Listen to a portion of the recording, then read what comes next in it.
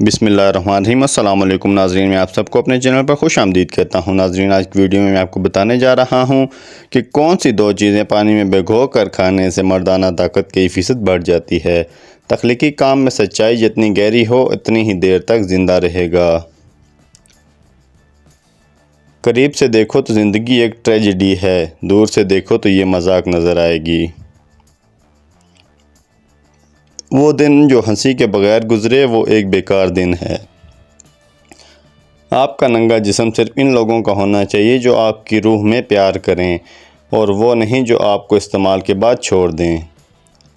कल फिर परिंदे घोंसला छोड़ेंगे खुराक की तलाश में, बहादुर बनो ज़िंदगी का सामना करो।